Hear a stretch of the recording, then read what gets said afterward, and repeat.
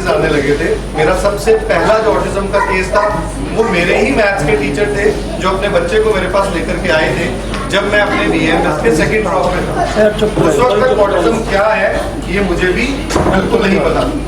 सो वो first case था जिसमें किताबों से पढ़ने थे, जब बच्चे को मैंने हर्ब्स यूज करवाई, जब सारे का सारा यूजेज करवाया तो एक्स्ट्रा ऑर्डिनरी रिजल्ट मिले, मुझे encouragement milli.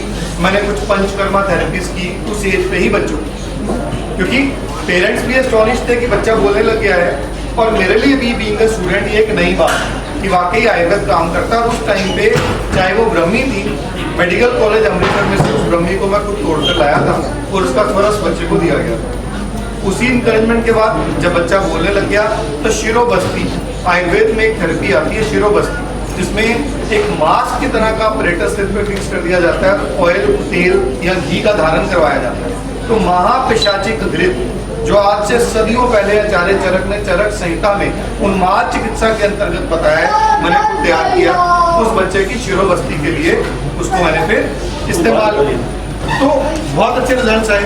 I got encourage. तो मैंने उसके बाद MSc काउंसलिंग साइकोलॉजी की और साथ में मैं एसोसिएटेड हो गया CBSE बोर्ड स्कूल्स के साथ।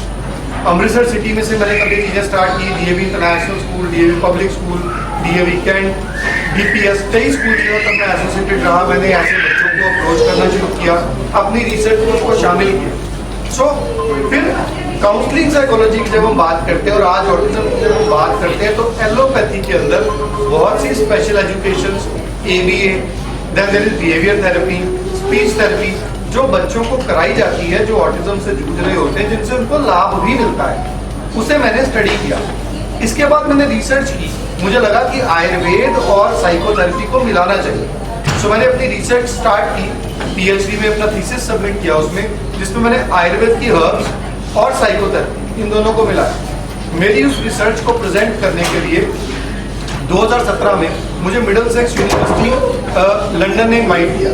मैंने वहाँ अपनी रिसर्च को दिखाई कि मैं ये रिसर्च कर रहा हूँ, जिससे उन्होंने एक्नॉलेज किया। उसके बाद ब्रिटिश पार्लियामेंट में मैंने इंडियन आयुर्वेद को रिप्रेजेंट किया और फिर जब मेरी रिसर्च कंप्लीट हो गई यहाँ पे, तो अब 18 मई 2022 जो भी चल रहा है, मुझे दोबारा ब्रिटिश पार्लियामेंट में ऑनर करने के लिए भी इनवाइट किया गया है मेरी रिसर्च की कंप्लीशन के बाद। सो काफी लंबा सफर है जिसमें मैं चल रहा हूँ जी, और ऑटिस्टिक बच्चों के साथ चलते हुए मैंने ये देखा है कि ऑटिज्म एक फेज है जिंदगी के अंदर, अगर सही इलाज कर दिया जाए। मैं हमेशा ये बोलता हूँ अपनी रिसर्च में कि autism is a phase in somebody's life, in a child's life, if treated properly. बच्चा बड़ा होकर भूल जाएगा कि मैं कभी ऑटिस्टिक था, पेरेंट्स भी भूल जाएंगे अगर सही इलाज। वही मेरी कोशिश है और इसी कारण से आज जब वर्ल्ड ऑटिज्म डे है तो मुझे लगा कि आप सबके साथ मुझे विचार साझा करने चाहिए, हमें ये संदेश पहुंचाना चाहिए कि मकसद आयुर्वेदिक दवाइयाँ बेचना नहीं है। मकसद है कि अगर हम एक छोटे बच्चे को सही समय पे सही गाइड कर देंगे। होता क्या है, बड़ी बार पेरेंट्स मेरे पास 13 साल का बच्चा लेके आए होते हैं, 15 साल का बच्चा लेके आए होते हैं, 1.5 साल के भी आते हैं, 2 साल के भी आते हैं, 4 के भी आते हैं, लेकिन जितना छोटा बच्चा उतना ईजी है उस बच्चे को नॉर्मलाइज करना, एक नॉर्मल बच्चे की तरह डेवलप करवाना। सो मैं चाहता हूँ कि ये संदेश सब तक पहुंचे कि ऑटिज्म में आज बहुत रिसर्च हो चुकी है आयुर्वेद के अंदर, और आयुर्वेद और साइकोथेरेपी, इस सफर में मेरे पास बहुत से साइकोथेरेपिस्ट भी हैं। आज आपसे मैं मिलाऊंगा भी कैसे अंदर हमारी साइकोथेरेपीज हो रही हैं, पंचकर्मा थेरेपीज भी हम ही कर रहे हैं। तो A to Z कोशिश होती है कि बच्चे को रिकवरी मिले। सर ये लक्षण की है तो किमें बीमारी का पता चलता है जी। देखिए सर, जब हम एक बच्चे की बात करते हैं तो बच्चा सबसे पहले अपने माँ बाप के साथ आंखें मिलाने लगता है। हमने एक ऐड भी देखी थी, 4 माह का हुआ, मुस्कुराने लगा, नन्हे हाथों से मुझको बुलाने लगा। अब वो क्या है, ये माइलस्टोन है बच्चे के लिए। अगर एक बच्चा नॉर्मल डेवलप हो रहा है, आई कांटेक्ट करेगा, स्माइल करेगा आपकी तरफ, पहचानने लगेगा।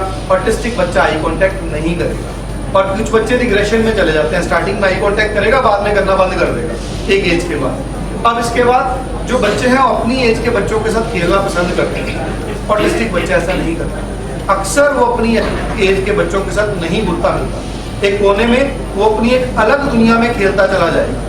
देन बहुत से ऑटिस्टिक बच्चे हाइपर एक्टिव होते हैं, उनकी कंसंट्रेशन स्पैन जो रहती है वो कम रहती है। सो ऐसे जब माइलस्टोन्स नहीं अचीव होते और फिर आगे बड़ी बार पेरेंट्स ये देखते हैं मेजोरिटी ऑटिस्टिक बच्चे लैंग्वेज से खुद को एक्सप्रेस नहीं कर पाते, इशारों की भाषा से वो बहुत बार अपने पेरेंट्स के साथ कम्युनिकेट करने की कोशिश तो करते हैं, लेकिन अदरवाइज वो नॉर्मल कम्युनिकेशन जैसे एक आम बच्चा करता है वैसे नहीं करता, तो उससे आइडिया लगने लगता है। सर एबनॉर्मल जो बच्चे होते हैं बिल्कुल सेम ही है कि देखिए एबनॉर्मल बच्चों में साथ में आ जाती है डाउन सिंड्रोम, टर्नर सिंड्रोम, उसमें बहुत से जेनेटिक कंडीशंस ऐसे आ जाते हैं जो इनक्योरेबल है।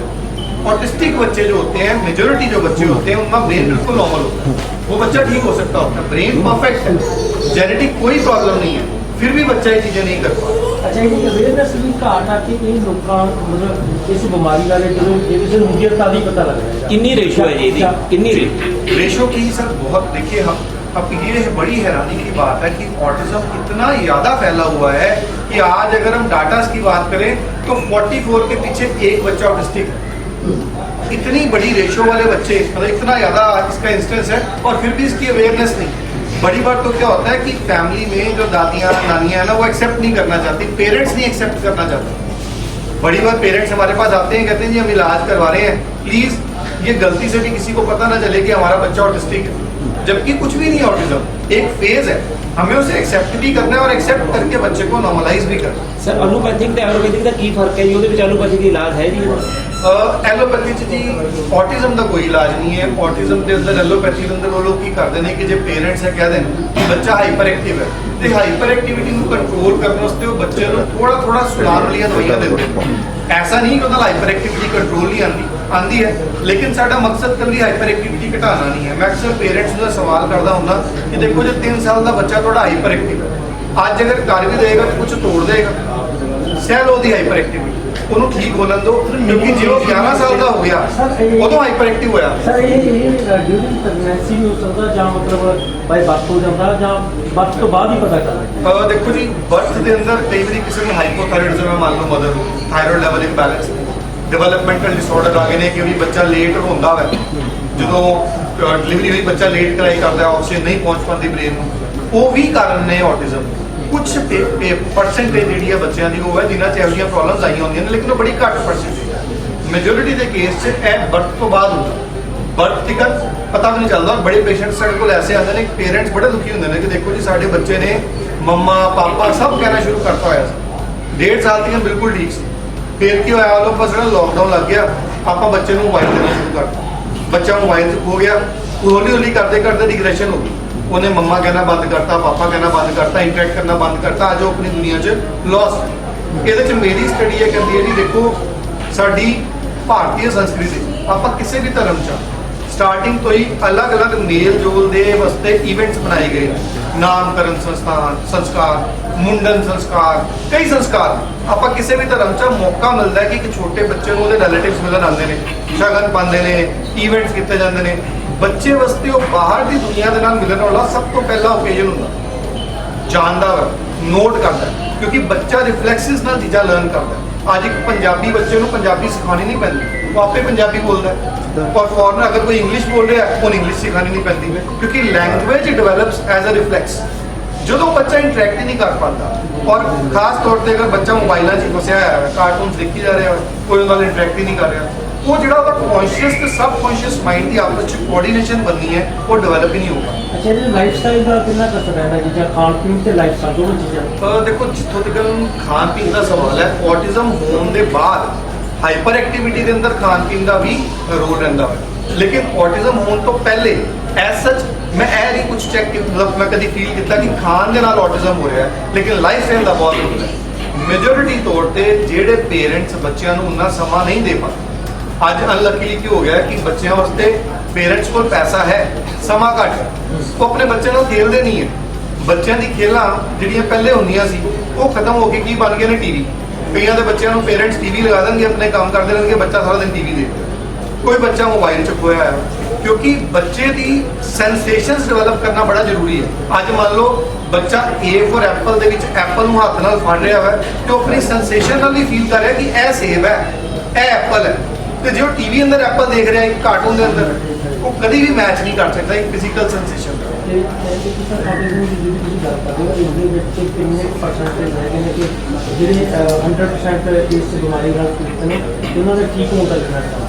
देखो जी, मैं लकीली आज की डेट के अंदर बड़ा ही मालक से दया समझदा कि जो बच्चे मेरे को आते हैं जो ग्रैजुएशन कर चुके, मेरी कल एक प्रेस कॉन्फ्रेंस ही अमृतसर के अंदर, उत्थे मेरे नाल एक ऑटिस्टिक बच्चा बैठा सी, मनु जग्गरवाल, जिहड़ा कि अज BSc IT कर रहा, ऑटिस्टिक बच्चा सी, पेरेंट्स लैके आए इस गल ਉਹਦਾ ਕਾਰਨ ਇਹ ਹੈ ਕਿ ਮੈਂ ਉਹਦੇ ਬੱਚੇ ਜਿਹਦੀ ਮੈਂ ਉਹਨੇ ਗੱਲ ਕਰ ਰਿਹਾ ਸੀ ਨਾ, ਕਿ ਜਿਹੜਾ ਮੇਰੇ ਟੀਚਰ ਹੀ ਸੀ ਜਿਨ੍ਹਾਂ ਨੇ ਸੋਚਿਆ ਸੀ ਕਿ ਕਦੀ ਠੀਕ ਹੀ ਨਹੀਂ ਹੋ ਪਾਏਗਾ, ਬੱਚਾ ਬੋਲੇਗਾ ਹੀ ਨਹੀਂ।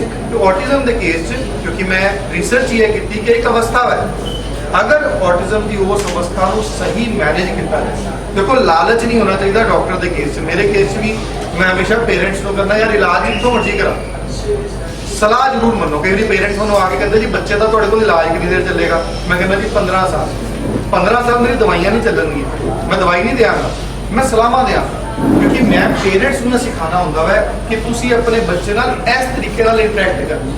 ਹਾਂ, ਸਾਡੇ ਘਰਾਂ 'ਚ ਪੇਠਾ ਮਿਠਾਈ ਹੈ, ਅੱਜ ਆਟਿਸਟਿਕ ਬੱਚੇ ਨੂੰ ਪੇਠਾ ਖਿਲਾਈ ਜੋ ਬੜਾ ਫਾਇਦਾ ਕਰਦਾ, ਬੱਚਾ ਬੋਲਣ ਲੱਗ ਜਾਂਦਾ, ਜਿਹੜਾ ਬੱਚਾ ਨਹੀਂ ਬੋਲਦਾ ਹੁੰਦਾ। ਸੌਂਫ ਹੈ ਸਾਡੇ ਕਿਚਨ 'ਚ ਪਈ ਹੈ, ਸੌਂਫ ਖਿਲਾਉਣ ਨਾਲ ਆਟਿਸਟਿਕ ਬੱਚੇ ਨੂੰ ਬਹੁਤ ਫਾਇਦਾ ਹੁੰਦਾ। ਸਾਡੇ ਘਰਾਂ ਦੀ ਕਿਚਨ 'ਚ ਜਿਹੜੀਆਂ ਨਾਨੀਆਂ ਦਾਦੀਆਂ ਨੇ ਪਹਿਲੇ ਚੀਜ਼ਾਂ ਪਾਈਆਂ, ਉਹਦਾ ਕੋਈ ਮਕਸਦ ਸੀ, ਉਹ ਸਾਰਿਆਂ ਦਾ ਮਕਸਦ ਸੀ, बट आप यूज़ नहीं कर रहे, उन्होंने कॉमनली बच्चों से जा नहीं रही। इस करके दवाइयाँ नहीं, लेकिन अगर आप प्रॉपर मैनेजमेंट ना चलिए बच्चे के केस से, वाकई ऑटिस्टिक बच्चा बिल्कुल नॉर्मल जिंदगी जी सकता है। सर एज के हिसाब ਨਾਲ ਵੀ ਪਤਾ ਸਕਦਾ ਕਿ ਆਪਾਂ ਨਾ ਪਤਾ ਲੱਗੇ ਕਿ ऑटिस्टिक ਹੈਗਾ, ਪਰ ਏਜ ਦੇ ਹਿਸਾਬ ਨਾਲ ਚੇਂਜਿੰਗ ਆਉਂਦੀ ਹੈ ਕੁਝ डेफिनेटली ऑटोमेटिकली कुछ डेफिनेटली आते जी। देखो जिस तरह ही ऑटिस्टिक, मान लो एक छोटा ऑटिस्टिक बच्चा है, उन छोटे बच्चे ने अपनियां बहुतियां नीड्स अपने पेरेंट्स को नहीं सुनाती। छोटे बच्चे दी घट नीड्स ने, भुख लगेगी, टॉयलेट जाना होएगा, और ਉਹਦੀਆਂ ਬਹੁਤੀਆਂ ਨੀਡਸ ਨਹੀਂ ਹੈ। ਅਗਰ ਉਹ ਕਮਿਊਨੀਕੇਟ ਨਹੀਂ ਵੀ ਕਰ ਪਾ ਰਿਹਾ ਨਾ, ਛੋਟਾ ਬੱਚਾ ਉਹਨਾਂ ਹਾਈਪਰ ਐਕਟਿਵ ਨਹੀਂ ਹੋਏਗਾ, ਇਸ਼ਾਰੇ ਨਾਲ ਸਮਝਾ ਦੇਗਾ। ਜਿਸ ਤਰ੍ਹਾਂ ਬੱਚਾ ਵਧੇਗਾ, ਹੁਣ ਬੱਚੇ ਦੇ ਵਧਣ ਨਾਲ ਕੀ ਹੋਏਗਾ, ਉਹਦੀ ਨੀਡਸ ਵਧਣਗੀਆਂ। ਜਦੋਂ ਕਮਿਊਨੀਕੇਟ ਨਹੀਂ ਕਰ ਪਾਏਗਾ, ਇਰੀਟੇਟ ਹੋਏਗਾ, ਹਾਈਪਰ ਐਕਟੀਵਿਟੀ ਆਏਗੀ। ਇਹੀ ਕਾਰਨ ਹੈ ਕਿ ਜਿਸ ਤਰ੍ਹਾਂ ਇੱਕ ਆਟਿਸਟਿਕ ਬੱਚੇ ਦੀ ਉਮਰ ਵੱਧਦੀ ਹੈ, ਉਹ ਬੱਚਾ ਹਾਈਪਰ ਐਕਟਿਵ ਹੋ ਜਾਂਦਾ। ਛੋਟੇ ਬੱਚੇ ਛੋਟੇ ਬੱਚੇ ਜਿਹੜੇ 5 ਸਾਲ ਤੋਂ ਛੋਟੇ ਬੱਚੇ ਨੇ, ਕਿਉਂਕਿ ਉਹਨੇ ਤਾਕਤਵਰ ਨਹੀਂ ਹੁੰਦੇ, ਪੇਰੈਂਟਸ ਜ਼ਿਆਦਾ ਕੰਪਲੇਂਟ ਸਾਡੇ ਕੋਲ ਲੈ ਕੇ ਆਉਂਦੇ ਜੀ ਬੱਚੇ ਨੂੰ ਬੁਲਵਾ ਦਿਓ, ਇਹ ਬੋਲਦਾ ਨਹੀਂ, ਇਹ ਸਾਨੂੰ ਪਾਪਾ ਕਵੇ, ਸਾਨੂੰ ਮੰਮਾ ਕਵੇ, ਆਈ ਕੰਟੈਕਟ ਕਰੇ, ਆਏ ਗਏ ਇਹਦੇ ਨਾਲ। ਜਿਹੜੇ 5 ਸਾਲ ਤੋਂ ਵੱਡੇ ਬੱਚੇ ਨੇ, ਜਿਸ ਤਰ੍ਹਾਂ ਬੱਚਾ ਤਾਕਤਵਰ ਹੋਈ ਜਾਂਦਾ ਵਾ, ਉਦੋਂ ਪੇਰੈਂਟਸ ਜ਼ਿਆਦਾ ਕੰਪਲੇਂਟਸ ਲੈ ਕੇ ਆਉਂਦੇ ਜੀ ਹਾਈਪਰ ਐਕਟਿਵ ਹੈ, ਇਹ ਲੜ ਪੈਂਦਾ ਵਾ, ਇਹ ਚੀਜ਼ਾਂ ਤੋੜ ਦਿੰਦਾ ਵਾ, ਇਹ ਆਪਣਾ ਹੈਡ ਬੈਂਗ ਕਰ ਦਿੰਦਾ ਵਾ ਦੀਵਾਰ ਦੇ ਅੰਦਰ। ਉਹਦਾ ਕਾਰਨ ਹੈ ਜਿਸ ਤਰ੍ਹਾਂ ਉਮਰ ਵਧੇਗੀ, ਬੱਚੇ 'ਚ ਤਾਕਤ ਆਏਗੀ, ਬੱਚੇ ਦੀਆਂ ਨੀਡਸ ਵਧਣਗੀਆਂ। ਅਗਰ ਬੱਚਾ ਐਕਸਪ੍ਰੈਸ ਨਹੀਂ ਕਰ ਪਾ ਰਿਹਾ, ਹਾਈਪਰ ਐਕਟੀਵਿਟੀ, ਉਦੋਂ लैंग्वेज उतना परेशान नहीं करेगी जितना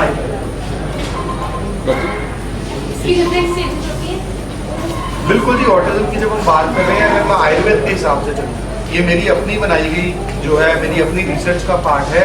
आयुर्वेद वायु, पित्त और कफ के अनुसार चलता है, वायु, पित्त और कफ के अनुसार। तो ऑटिज्म को मैंने वातज ऑटिज्म, पित्तज ऑटिज्म और कफज ऑटिज्म में डिवाइड किया हुआ है। वातज ऑटिज्म ये वो ऑटिस्टिक बच्चे हैं जो बच्चे बोल नहीं रहे हैं, भागते जाएंगे, बहुत हाइपर एक्टिव होंगे, दौड़ेंगे कुछ नहीं, डिस्ट्रक्टिव हाइपर एक्टिव नहीं होंगे, लेकिन दौड़ते जाएंगे। पित्तज ऑटिस्टिक बच्चे वो बच्चे हैं जो गुस्से वाले, चीजें तोड़ने वाले, हेड बैंग करने वाले होते हैं। और कफज ऑटिस्टिक बच्चे वो बच्चे हैं जो बच्चे शांति से बैठे रहेंगे, अपनी दुनिया में खोए होंगे। आप उन्हें 5 बार बुलाओगे, 6 बार बुलाओगे तो वो 1 बार जवाब देंगे और फिर अपने काम में लग जाएंगे।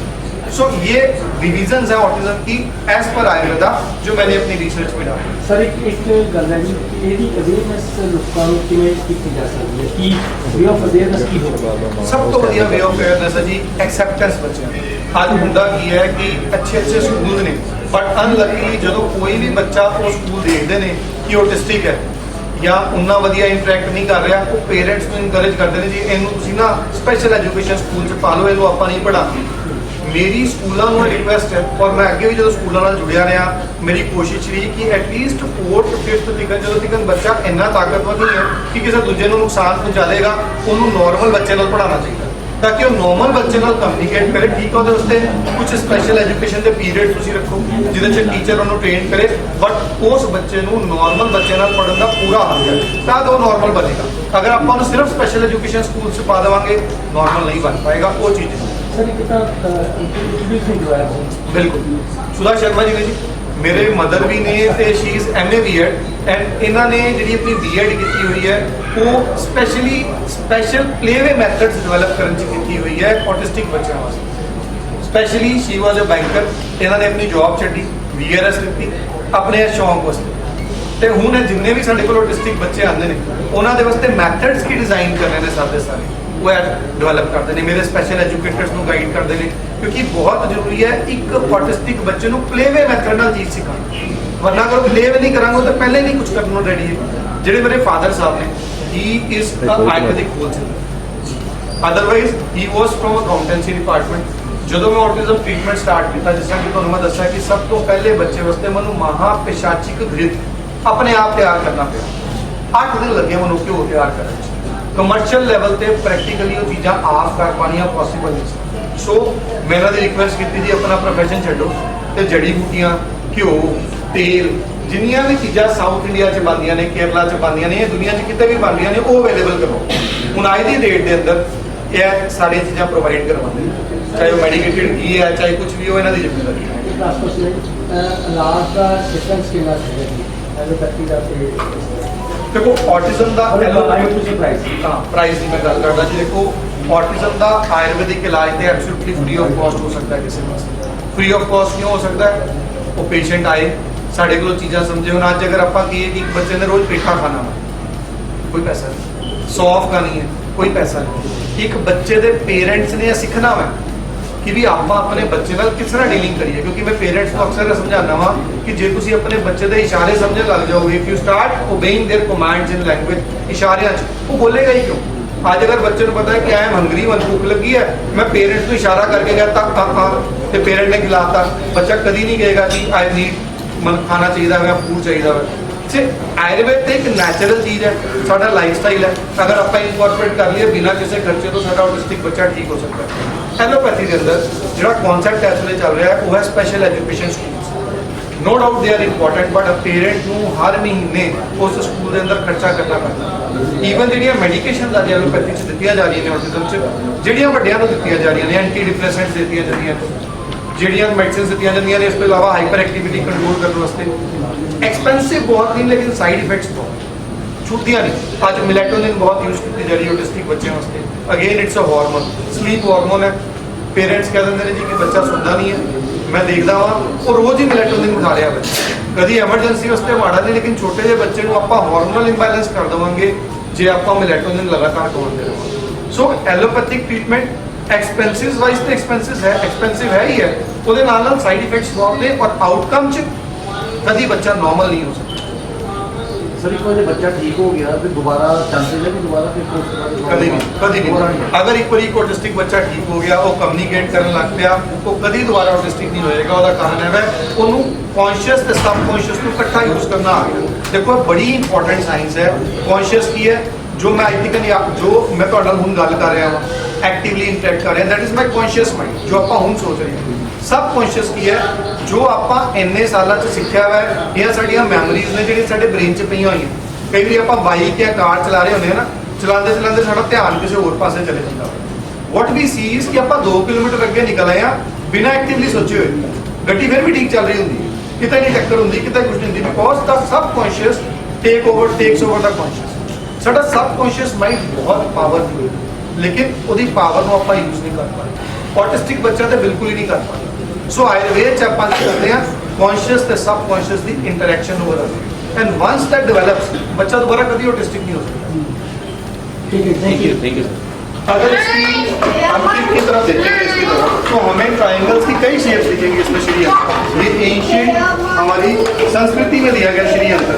इसको बच्चे लगाने का इसकी तरफ देखेगा, उसको कई ट्रायंगल्स की शेप्स दिखेंगी, उसका कॉन्शियस और सबकॉन्शियस आपस में बेटर इंटरेक्ट करने लगा। हिप्नोटिज्म नहीं कह सकते, हम कह सकते हैं कॉन्शियस की यूजेज के।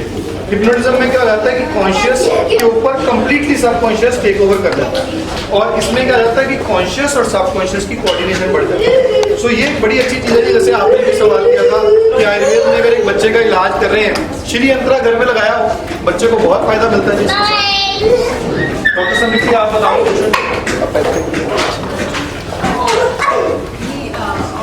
आप बताइए कैसे प्ले वे मेथड से कौन कौन सी थेरेपीज हम लोग करते हैं।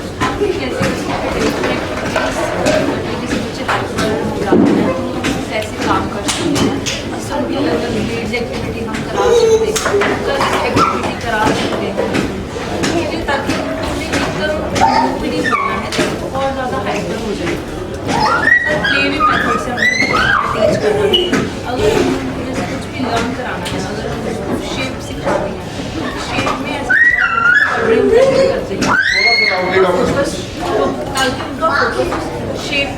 कि हमने उस सर्कल के अंदर कटिंग करनी है। और मेन हमारा क्या फोकस हमारा है कि हमें पेरेंट्स को गाइड करना है, ताकि पेरेंट्स ज़्यादा टाइम बच्चे के साथ रहते ना, तो अगर पेरेंट्स सीखेंगे बच्चे को और जल्दी सिखा सकते हैं। बाकी सेंटर्स बच्चों को जैसे थेरेपी करा देते हैं, तो हमारा ये नहीं है कि हमारे पेरेंट्स को सिखाएंगे तो बच्चे में जल्दी इम्प्रूवमेंट आ सकते हैं। जैसे हमारा जैसे हमने देखा होगा बच्चे बिगड़ रहे सारे पेरेंट्स डेफिनेटली बच्चे को एक्टिविटीज करवाई है, लेकिन हमारा मकसद खत्म हो जाए। उस सेंटर में जाकर के इन्होंने एक्टिविटीज 1 घंटे के लिए अपने बच्चे को, रियलिटी ये है कि जो ये अपने बच्चे के लिए कर लेंगे कोई नहीं करेगा। सो मकसद ये है कि ये सीखें कि क्या करवाया जा रहा है, फिर ये अपने बच्चे के साथ वैसा इंटरेक्ट करें। बच्चा बहुत इम्प्रूव कर जाता है, इम्प्रूव कर जाता है। हमें बच्चे के पॉजिटिव बिहेवियर्स को ही इन्फोर्स करना होता है।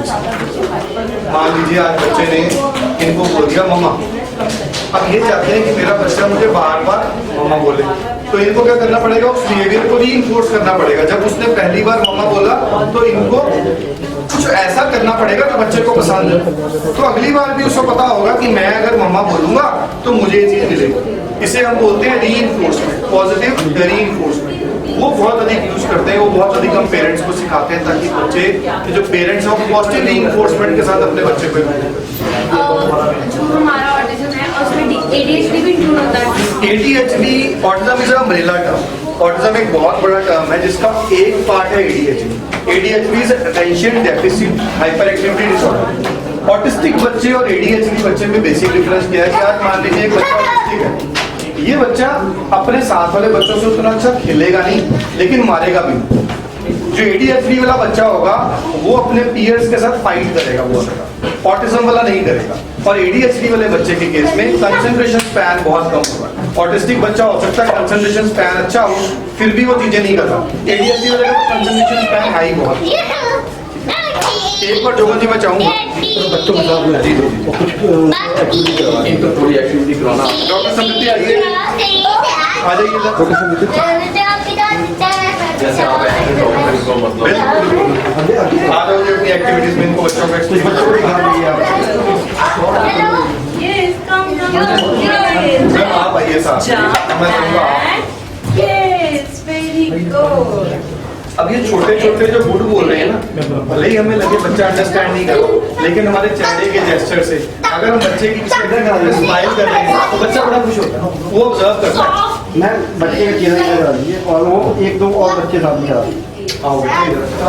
जैसे हमने क्या बताया है, बच्चों की एक्टिविटीज को हमने रीइंफोर्स करते रहना है, ताकि हेलो। बच्चा कुछ भी एक्टिविटी करे से हमारे इधर देखते हुए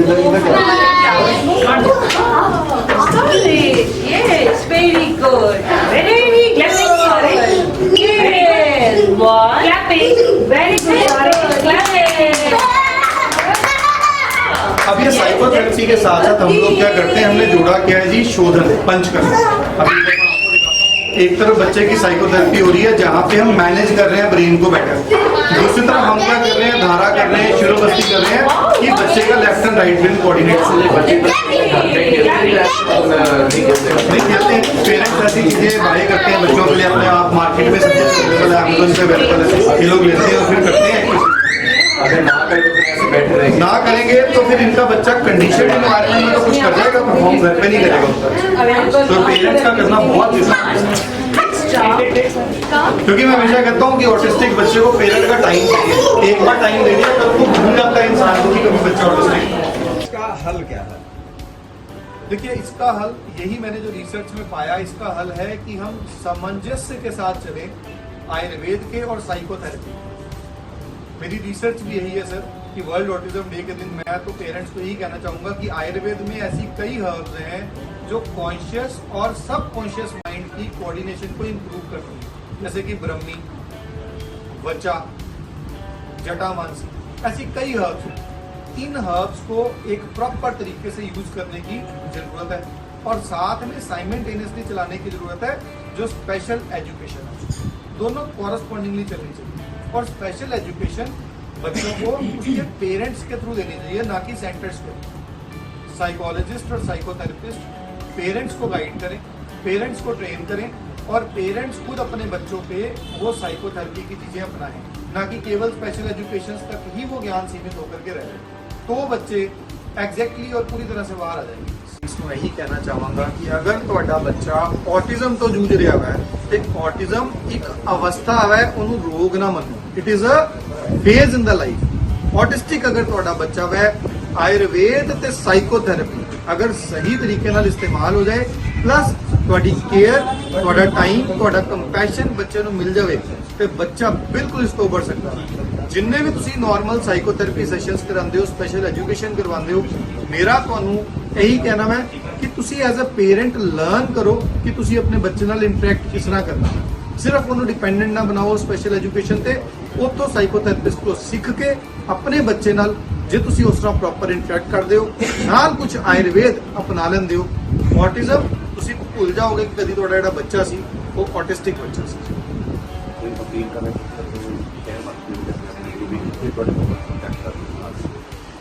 ਮੇਰੀ ਸ਼ਹਿਰ ਵਾਸੀਆਂ ਨੂੰ ਇਹ ਸੁਨੇਹਾ ਹੈ ਜੀ, ਰਿਸ਼ਟ ਪੁਸ਼ਟ ਨਾਮ ਤੋਂ ਜਿਹੜੀ ਆਪਾਂ ਆਰਗੇਨਾਈਜੇਸ਼ਨ ਚਲਾ ਰਹੇ ਹਾਂ, ਕੋਸ਼ਿਸ਼ ਇਹੀ ਰਹਿੰਦੀ ਹੈ ਜੀ, ਆਯੁਰਵੇਦ ਕੇਵਲ ਦਵਾਈਆਂ ਵੇਚਣਾ ਨਹੀਂ ਹੈ ਜੀ। ਆਯੁਰਵੇਦ ਇੱਕ ਜੀਵਨ ਸ਼ੈਲੀ ਹੈ, ਜਿਹਨੂੰ ਅਗਰ ਅਪਣਾਇਆ ਜਾਏ ਆਪਾਂ ਨਿਰੋਗ ਰਹਿ ਸਕਦੇ ਹਾਂ ਜੀ। ਸਹੀ ਆਹਾਰ, ਸਹੀ ਵਿਹਾਰ ਤੇ ਸਹੀ ਔਸ਼ਧ ਦੀ ਵਰਤੋਂ ਕਰੀਏ। ਸਾਡੇ ਹੈਲਪਲਾਈਨ ਨੰਬਰਸ 7222 006 006 ਤੁਹਾਡੀ ਸੇਵਾ 'ਚ ਹਾਜ਼ਰ ਹੈ ਜੀ, 24/7 ਹੈ।